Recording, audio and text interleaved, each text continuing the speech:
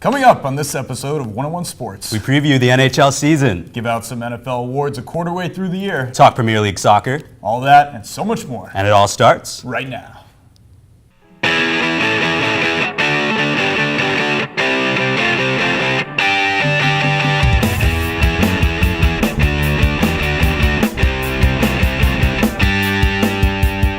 Hello everyone and welcome to this episode of 101 Sports. I'm Cam Soselsky. And I'm Thomas Hale. Let's get things started with the quick hitters. In the intense wild card game between the Baltimore Orioles and the Toronto Blue Jays, a fan threw what looked like a beer can at Orioles outfielder Hyun-Soo Kim as he was attempting to make a catch at the warning track in the 7th inning. What more can be done with stopping fan interference, Cam? Well, I mean, the first thing I'm going to say is fans are stupid. Fans have always been stupid. You're talking about beer, you're talking about sports teams that fans are very passionate about. They're all going out there getting crazy. Sometimes fans do stupid things. You look at streaking, throwing stuff, on the field, on the ice, whatever. It's going to happen. In terms of what to stop it, though, I mean, it's always going to happen. I guess more security, maybe? Yeah, that's my thing. It's like, it's so so unpredictable, these cases. Like, you can't just determine when someone's going to throw a can out there. And you saw that they stopped the serving in cans, and they made it in cups, but I'm just like, what's that going to do? I'll throw my cup instead of my beer. I mean, that's the thing. And I think about, the classic example of this is the Eagles in the snowball game when the fans threw the snowballs at Santa Claus. Right, dude. yeah. Fans always make poor decisions. Exactly. So you just try and minimize it as much as possible. Try the best you can. Absolutely. The NFL has managed to crack down harder on celebrations and misconduct. There's been a large amount of personal misconduct penalties this season, but many of these penalties seem possibly a little too harsh. So, Thomas, what is your opinion on the rule, and is the NFL getting this one right? I have a big problem with the misconduct rules right now. I just think it's gotten out of hand. Like, it takes away a lot of the fun of the game. I love seeing a player just celebrate his butt off, literally Antonio Brown twerking in the end zone. Oh, yeah. For after getting a touchdown or something. I want to see these guys excited for playing so well. And you even see them jumping into other things like Antonio Brown's shoes. Can't do stuff like that. I will say, though, there is a big difference between, putting down your opponent, I scored a touchdown, you suck, and, celebrating that you scored a touchdown. Right. And I think you need to draw that line. Like, Antonio Brown, he's just happy. He scored. I'd be happy, too, if I scored in the NFL. I wouldn't twerk. Yeah, but when you're doing Odell Beckham Jr., you get a first down, get up all in the defender's face. I think there, the penalty is reasonable. Right. But when you're celebrating, it absolutely. I think you draw the line at taunting, and that's probably the main thing is the whole taunting rule. But they just haven't figured that out yet. Yeah, we'll see what happens. Refs always are going to make bad calls. That's always going to happen. Right. But this, for me, they've been too harsh in this area. I agree. Totally agree.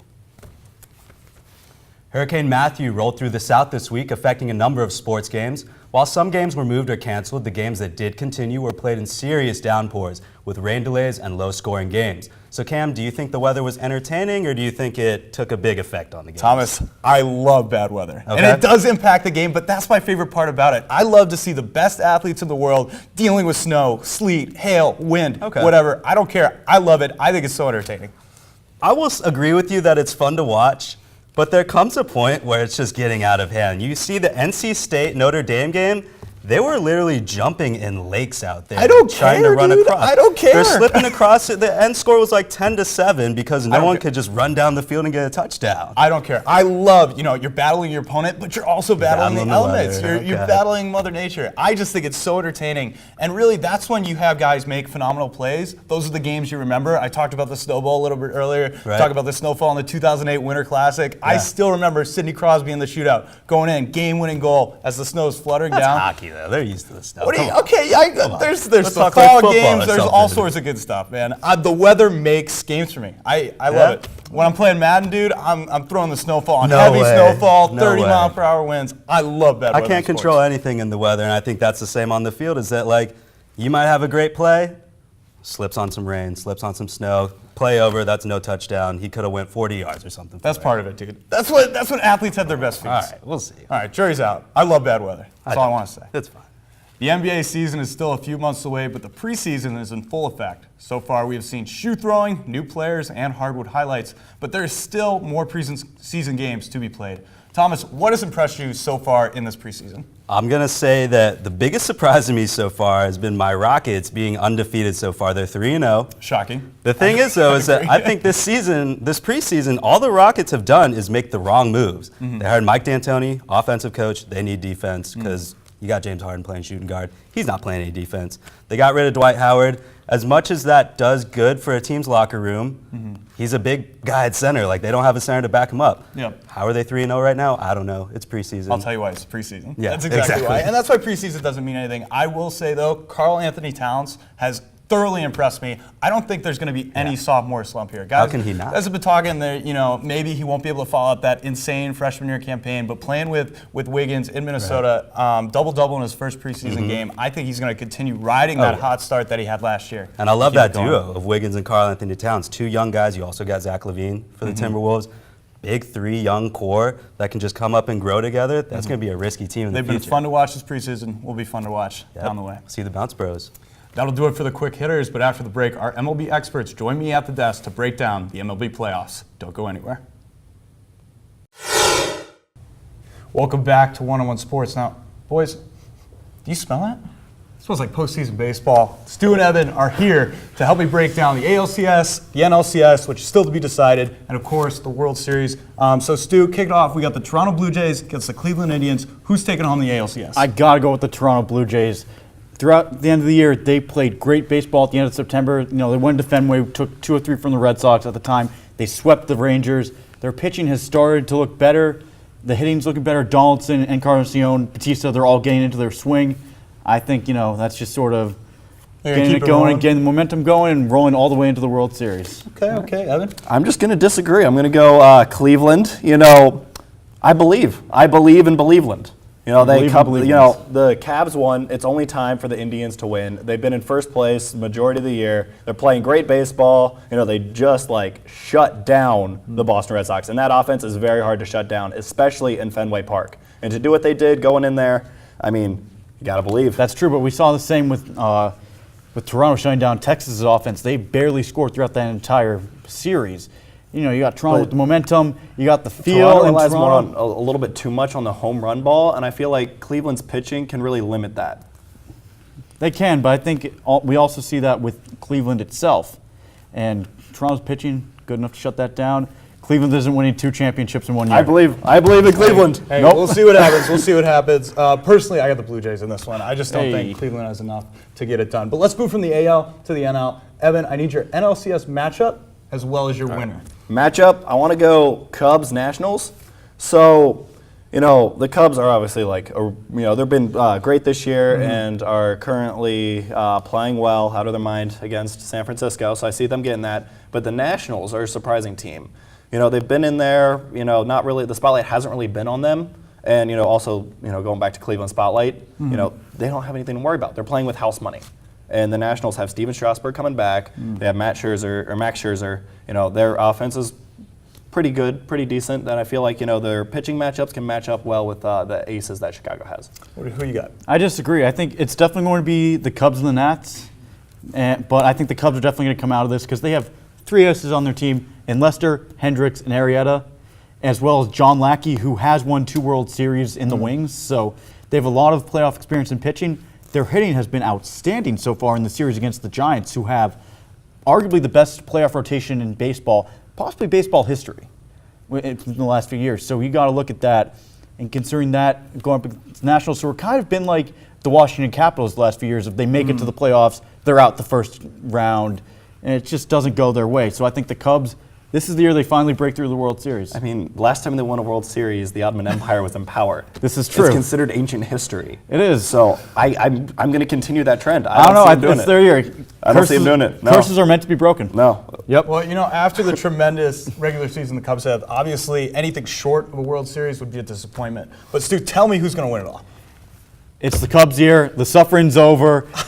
Got to have this. It's going to be Lester. 108 years. Yeah. Just think about that for a second. 108 years. Oh, no. It's a very long time. It's like it's going to be at least 5 times longer than I've been alive. Yes. It's going to be 109. It is not going to be 109. It ends this year. All right, so Evan, who's your team? Cleveland. Who's your team? No. Cleveland is winning it. I have to go back. They're playing with house money. The Cavs just won. Why not make it 2 for Cleveland? Why not make it 2? Cleveland can't win 2 in 1 year. Yes, they can. It's the Cubs year. We're breaking one. We're breaking the curse of the Billy Goat. We don't believe Lind.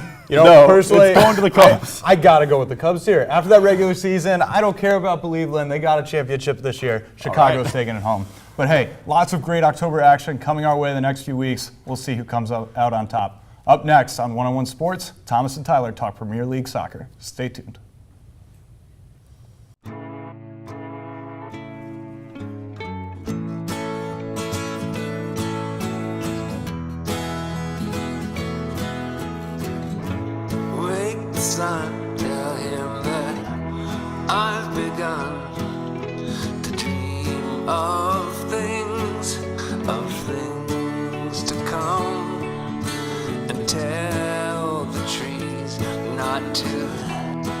from me. I'm going to find some peace of mind. Wake the sun, wake the sun, wake the sun, wake the sun.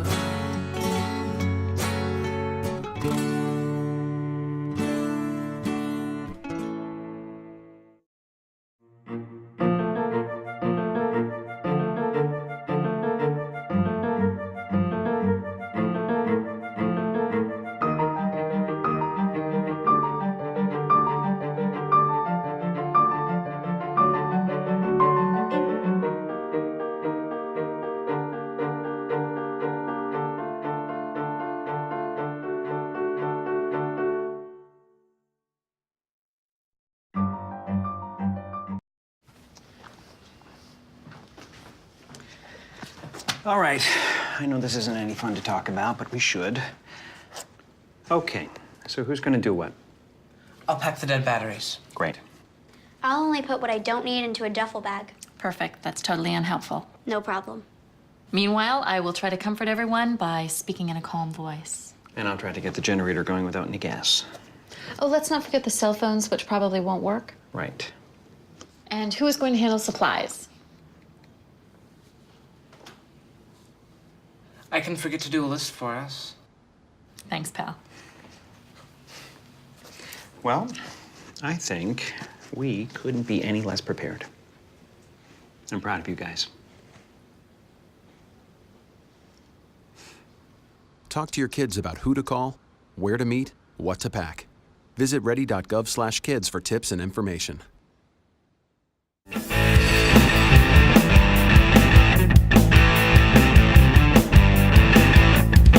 Welcome back to One-on-One Sports. Tyler now joins me on the pitch as we review the newest managers in the Premier League. So Tyler, let's get it started. Let's start with Manchester United. Do you think they made the right decision hiring Jose Mourinho? Yes, but I think I would exercise a little caution. Okay. Obviously, I feel like Manchester United has never been really back on top since Sir Alex retired. Yeah. He was such an institution for the organization, and Manchester United is losing some very surprising games. I mean, they lost to Watford, if you've ever heard of Watford. Not many people have. Not many and people that's the have. problem. But they lost. It's not like they lost by a small amount. They lost 3-1. Mm-hmm.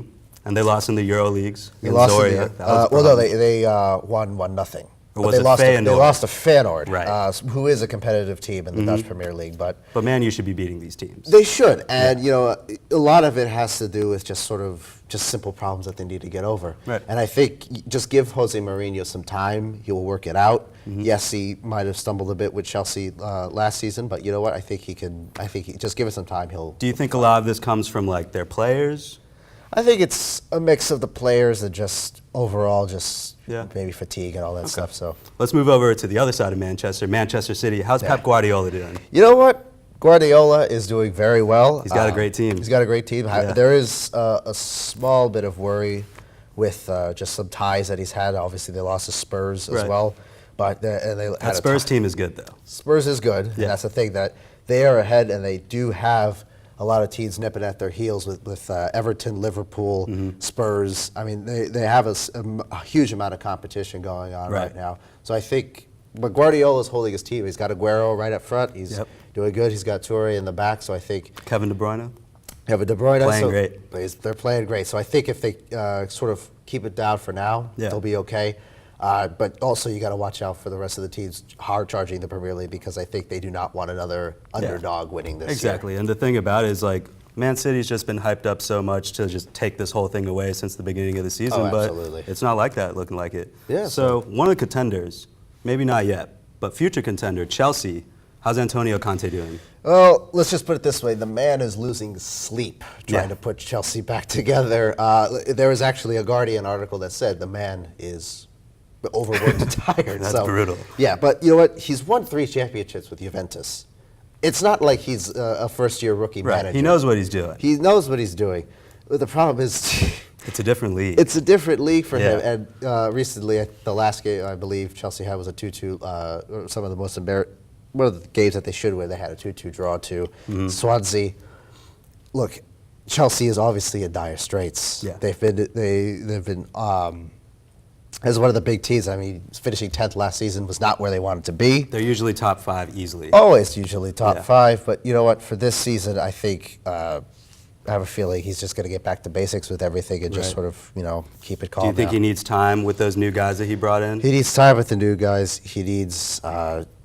I think he just needs trust. Is what he really needs. Yeah. Is just to figure out. He needs a season to see what's going on. Right. Then next season he can make the adjustments, make the trades he needs to do, and then they can come out stronger. If not, if they don't win it by next season, then they definitely will have it within the next 3 years. And I think that's really how it is with all 3 of these coaches. Is Yeah. They're brand new to their clubs. They need this first year to just see how it goes, test out the water. And especially with these caliber clubs, Yeah. with new management, you're always expecting them to come in, and obviously it's a miracle, like Claudio Ranieri last year, Yeah. obviously coming out of nowhere and then making just a miracle out of what he had. But Right. I think for right now, give it time, trust the process, and we'll see where they are. It's going to be an interesting season. No, absolutely. I like where we're going. Yeah. That's all we've got for right now, but we're going back across the pond for the lounge to talk about some NHL with Cam. The World Cup of Hockey has come to a close with Canada taking home the championship, but NHL action is right around the corner. Kyle, Jenny, and Jason are here to talk about it. Now, y'all, today we have 3 teams, the Blackhawks, Lightnings, and the Capitals, who had an early exit in the playoffs last year. So we're going to preview the upcoming season. Kyle, let's start with you. Let's start with the Blackhawks. Yeah, so let's talk Chicago here. And when we're talking Chicago, we're talking the loss of Andrew Shaw.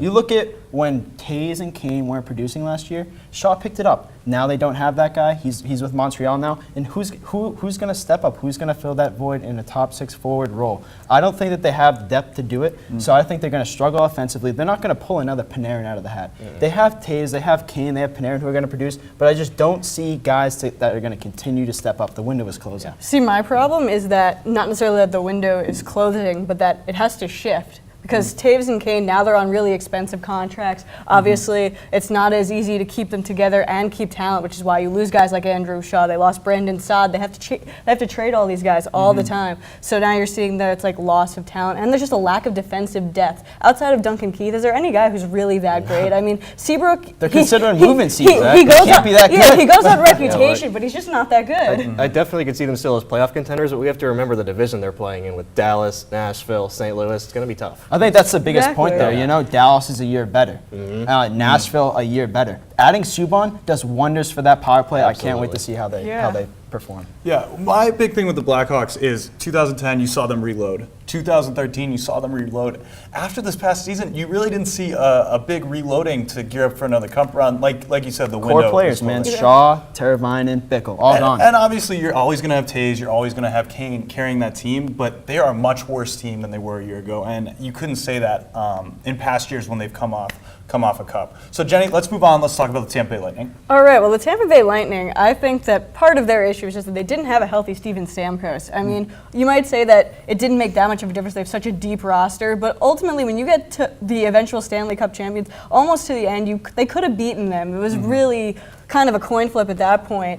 The fact of the matter is that if they just had Steven Stamkos healthy, giving them an opportunity to have, to make Kucherov and all those guys, they don't have to be the main guys. You got to see that roster, and I agree with you, and I love that you brought up Kucherov. I love that you brought up Johnson. Those are guys that perform in the playoffs, and quite frankly, I think that roster, top to bottom, is the best roster in the league. You got guys who are going to produce in your third and fourth line. The only guys who are aging on that team are Boyle, Callahan, and then you got a couple guys on the back end, which is where they could improve. You look at Bishop and Vasilevsky in net. I think that's a great combo. You could see Bishop move this season. They were going to move Bishop if Stamkos especially left. how Vasilevsky performed in the And Conference Bishop Final. has struggled with injuries as well. Yeah. And you already have, absolutely. Stamkos struggling with injuries. It wouldn't surprise me to So mention you look at the Bishop, Blues, who are trying to get goaltending. They haven't been able to find that guy. They've been back and forth with Allen. They had Elliott in the past. They had Halak in the past. You trade Bishop for Shattenkirk, kind of stir up that defense. You saw what happened when Strowman went down last year. It's tough to fill that void in the back end. Everyone's looking for that. Shattenkirk's a different kind of player, but I think that you end up seeing, he can bring on a lot of stuff on the power play. He's got that ability. I don't know if you would trade Bishop for Shattenkirk straight up, just because they're two different kinds of players, and if the Blues want to make a cup push, even with bad goaltending, they're not going anywhere without Shattenkirk. And I tell you, you talk about defense, Talk about Victor Hedman. This is a guy who has Coming into his really prime. come into his own. Coming We into saw his him prime. in the World Cup of Hockey. 8-year contract that he just He signed. could be a Norris winner in the future, no doubt. Absolutely. Totally agree with you there, but I mean, I think that they really need to add another defenseman. Whether it's trading Bishop or trading picks or prospects, I think that that's going to be the biggest thing that puts them over the top. So we have one more team to talk about. Obviously, the Washington Capitals. Alex Ovechkin, one of the most exciting players to watch in the league. What's going to happen with the Capitals this season? The Capitals, if not last year, then when? They won the President's Trophy by a mile and then just got outskated by Pittsburgh. Look, they're big, they're physical, they're strong, they have goal scorers, but I don't think they're going to be able to keep up with Pittsburgh, Tampa Bay. Those teams are so much faster than them. You look at top 5 power play, top 5 penalty kill. I think Barry Trotz gets it. I think that he was ahead of the curve. It's all about special teams nowadays. It's all about speed. They may not have the most speed, and I'm not a fan of their offseason moves, but they have veterans. They have guys on the back end where you can rely on. Absolutely. See, my thing is that what matters is that the fact that Crosby's down, so that gives them a chance to make a President's Trophy run again. At they least need that. early on, They have that confidence. They know that they can build off this. Again, losing to the eventual Stanley Cup champions doesn't mean that Not the they're a worst bad team. They're really good. They came close. I think that they're fine and stay the course, really. Healthy Carey Price is going to be huge. Watch for Price versus Holtby. Going to be a great battle. You know, that Atlantic Division top to bottom, our Metropolitan Division, top to bottom is going to be so good this season. I think the Capitals will get in the playoffs. It's just whether or not they can have that success, which they haven't had in the past. We've got to skate out of here, but don't go anywhere. After the break, Thomas sits down with Miles and Matt to talk some NFL action.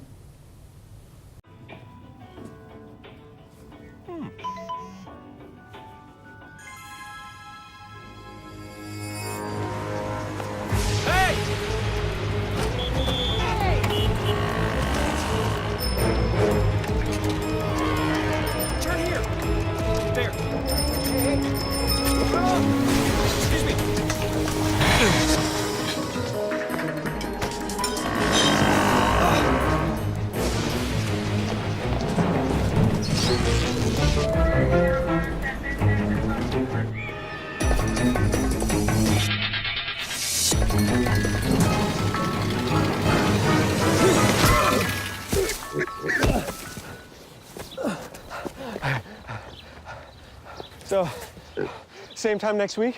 Well, of course. Put away a few bucks, feel like $1 million. For free tips to help you save, go to Feed the Pig.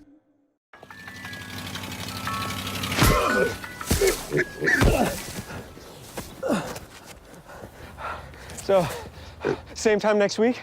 Well, of course.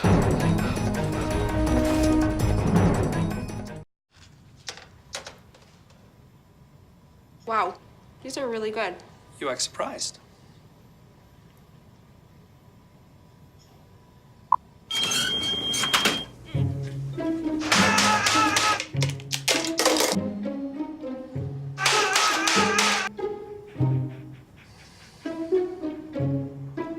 Practice makes perfect. You don't have to be perfect to be a perfect parent. There are thousands of teens in foster care who don't need perfection. They need you. No thanks, Dad. I got it. Okay. I'm gonna go fix the lamp in your room. You don't have to be perfect to be a perfect parent. There are thousands of children in foster care who will take you just as you are.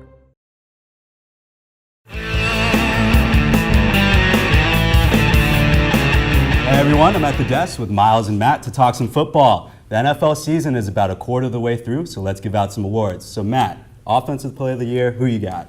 For Offensive Player of the Year, I got to go to Arizona, running back David Johnson. He's quietly, very quietly, third in the league with rushing yards, quietly tied for second in touchdowns with 5. And he's doing it, Carson Palmer's been quiet too. They didn't even have him last game. He's doing really well in Arizona this year. You've got a guy who's on a team that's 2-3 right now, next to last in the NFC West right now. I don't know if he's the Offensive Player of the Year. I got to go with Derek Carr of the Oakland Raiders. He's thrown 11 touchdowns, 2 interceptions for the first place Raiders. He's got Amari Cooper. He's been playing lights out. The Raiders have also come from behind in almost every single one of their games. That's why I got to go with Derek Carr. He's impressive. He's not third in rushing yards though.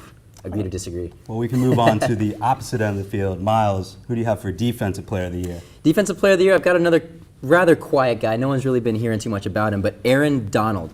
Arguably, you could say he's been kind of cheated out of the Defensive Player of the Year award. The past 2 seasons, he won Defensive Rookie of the Year, rather. The Rams second place. They were in first place right now, right? They're I think contenders. you got to talk about the Rams. I think Aaron Donald benefits from the people around him on that D-line. But that's what I'm saying. He's freeing up space so guys like Alec Ogletree, Robert Quinn can get to the quarterback. Their defense is keeping them alive right now, and you could argue that Aaron Donald is the sole reason because of that. Defensive line is completely congested with him. They're double teaming him. All right. Who you got, Matt? I got to jump to Denver with the Von Miller. And, he's got 6.5 sacks. He's got a forced fumble. The stats aren't really there right now. 12 tackles, though? But where I go is, this is arguably the best defense in the league, right? That's fair. Who's the leader of that defense? Von Miller. Maybe later in the season the stats will come along, but right now he's the leader and the anchor of that defense. That's why he's Defensive Player of the Year. He's a Super Bowl MVP. Let's go out of all players in the league now. Who do you guys have for MVP? Matt, let's start with you. I got to go Matt Ryan, QB Atlanta Falcons. And guys, it's as easy as 1, 2, 3, just like Michael Jackson. He's first in passing yards, second in touchdowns, third in completion percentage. It's that easy. Also highest passer rating in the NFL. It's hard for me to argue against Matt Ryan being the MVP as a Falcons fan personally, but I do think that some attention should be given to Sam Bradford right now, the quarterback of the Minnesota Vikings, who's thrown 6 touchdowns and no interceptions. No one expected him to be doing No this one, stuff, not at all. Teddy Bridgewater went down. He's come in and played arguably the best football of his career. This is what the Rams drafted him to do. He didn't, but he's got North Turner as his offensive coordinator right now. I kind of got to agree too. I don't think he's great. Offensive Player of the Year material, but MVP is a different discussion because he's Absolutely. valuable. I like that pick. Okay, good picks, guys. Good picks. Well, that's all we've got from the gridiron, but don't go anywhere. Cam and I will be right back here to talk over the best returns in sports history. With Tom Brady making his triumphant return from a suspension this weekend against the Cleveland Browns, let's reminisce on some of the greatest returns in sports history. Cam, who's your guy? You know what, Thomas? Let me tell you a story about a guy named Mario Lemieux. Let's hear it. All right. So probably one of the best players in the league, him and Gretzky, throughout the 90s. 1997, he's battling cancer. He's battling back troubles. Retires at 32. A couple years later, the Pittsburgh Penguins, his team that he played for his entire career, get into a little financial trouble. They're in a rough spot. Yeah. He comes in, becomes a part owner of the team. Okay, so he's back involved in the organization. Right. The year 2000 rolls around. There's a meeting of executives, you're talking general manager, coach, people involved with the team. guys. Mario walks in the door and he says, I'm coming back.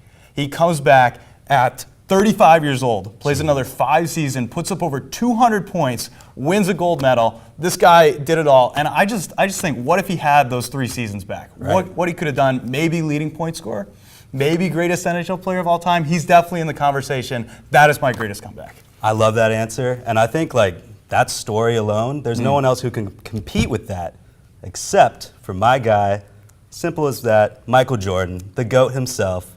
Compete is a strong word. I think there's an argument there. Compete. I'll hear you out. He retires early. No one knows why. He's in the peak of his career, but his father just died. So he wants to go pursue a career in baseball to fulfill his father's dream of his son being a professional baseball player. That didn't work out very well for him, as we all know. Puts out one simple message to the world. I'm back. He's back. I'm back, He's baby. back, baby. And that's insane to me because he came back, won a 3-peat with the Bulls. They didn't do too well the first season, but the next 3 seasons, they won 3 straight. Yeah.